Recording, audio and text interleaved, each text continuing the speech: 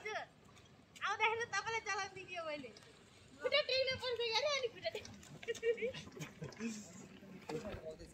यस्तो छ यहाँको अवस्था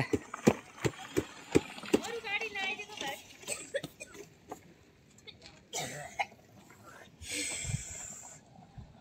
है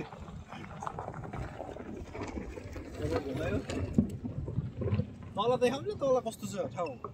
मेरो चाहिँ भिडियो हाल्ने हैन है हिँड्दै गएर हिँड्दै वहाँ त हिँडेर कठेर पुग्ने हो